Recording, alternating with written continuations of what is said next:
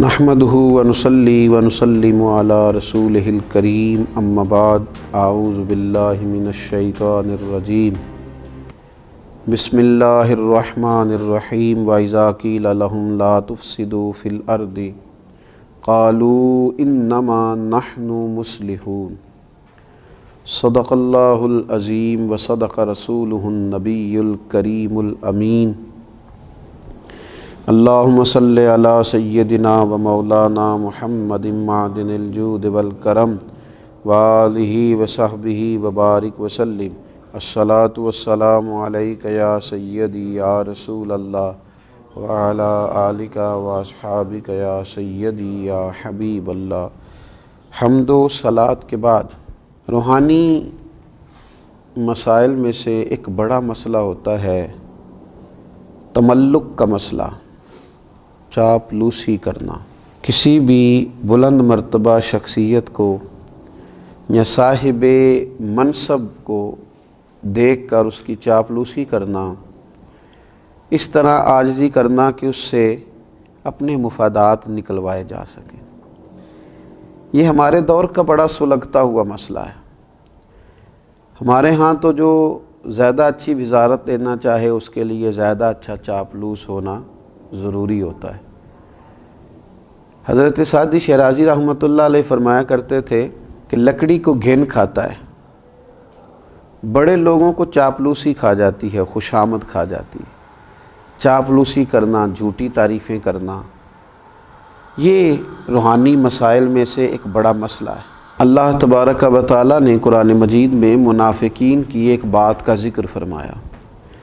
وَإِذَا قِيلَ لَهُمْ لَا تُفْسِدُوا فِي الْأَرْضِ، جب ان سے کہا جائے نا کہ زمین میں فساد نہ پھیلاؤ، قَالُوا إِنَّمَا نَحْنُ مُصْلِحُونَ، کہتے ہیں ہم تو سنوارنے والے ہیں، ہم تو صلح جو لوگ ہیں۔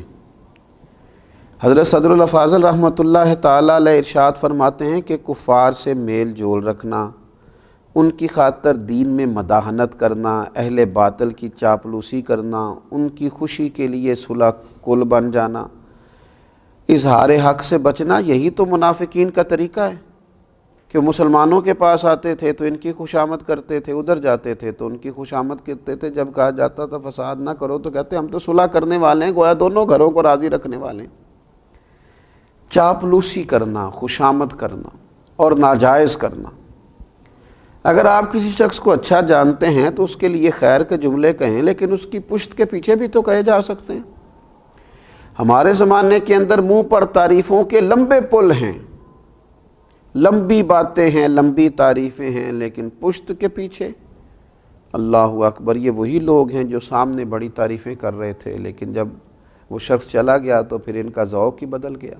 تو یہ ایک بڑا عجیب مسئلہ ہے۔ یہ کون لوگ کرتے ہیں یہ کام؟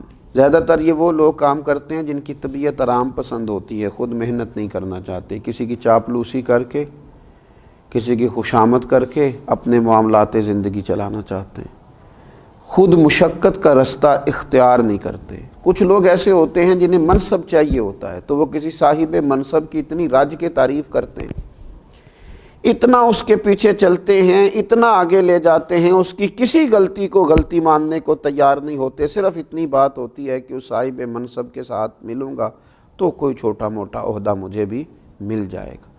کچھ لوگ اس لیے چاپلوسی کرتے ہیں کہ انہیں شہرت کی ضرورت ہوتی ہے، انہیں چاہیے ہوتا ہے کہ میرا بھی نام ہو جائے، کسی بڑی جماعت کے نمائندے بن گئے، کسی بڑے آدمی کے نمائندے بن گئے تو اس کی جائز ناجائز ترجمانی کر کے وہ کیا کرتے ہیں، وہ اپنے لیے شہرت کا سامان اکٹھا کرتے ہیں۔ یہ لوگ ایسے ہوتے ہیں کہ جن کی پھر کوئی اپنی زندگی نہیں رہتی، کوئی اپنی شخصیت نہیں رہتی، کوئی ان کا اپنا وقار نہیں رہتا۔ ہاں، اگر تم نے تعریف کرنی ہے، اگر تم نے کوئی بات کرنی ہے تو رب رسول کی کرو، حضور کے صحابہ کی عظمت بیان کرو، نبی پاک کی اولاد پاک کا ذکر کرو، اولیاء اللہ کا ذکر کرو، دین اسلام کی تعریف کرو، دین کی حمایت کرو، دین کے بارے میں لوگوں کو آگاہی دو۔ اور پھر ڈھیر سارے لوگ ایسے ہوتے ہیں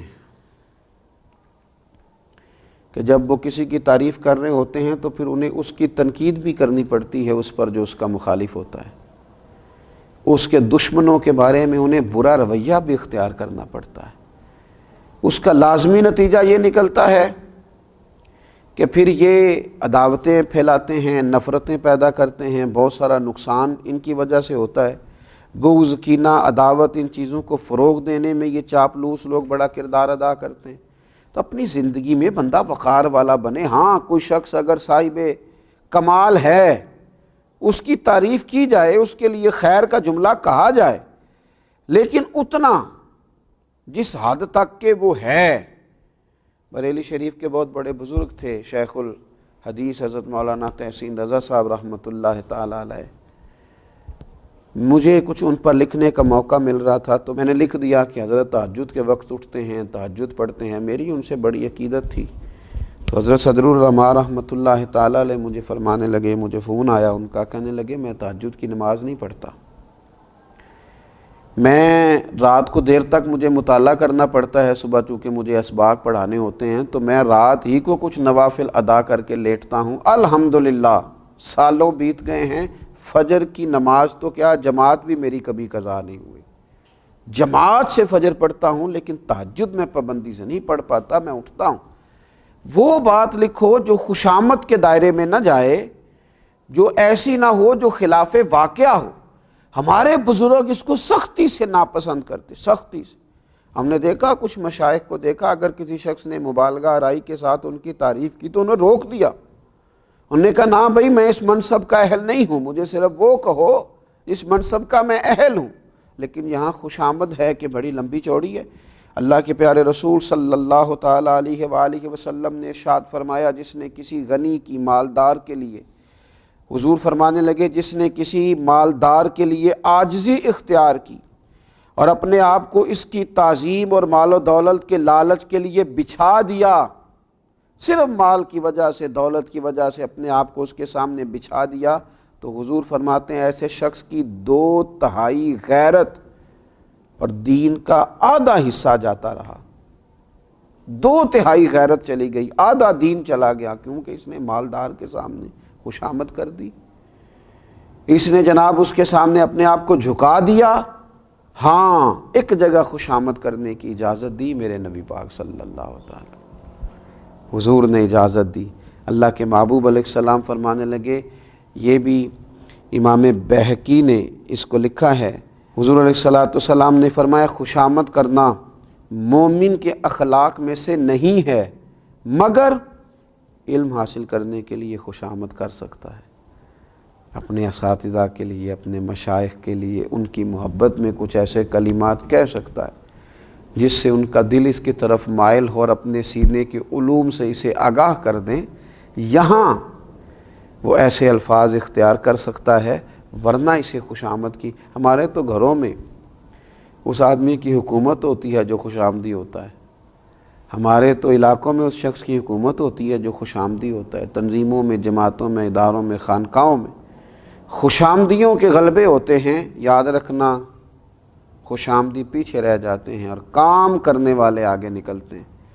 کام کو ہی دوام ہے، کام ہی ہمیشہ باقی رہتا ہے، خوش آمد نہ کریں، کام کریں، ڈیوٹی کریں۔ یہ خوش آمد تو ایک روحانی مرض ہے، اللہ تعالی ہمیں اس مرض سے نجات عطا کرے۔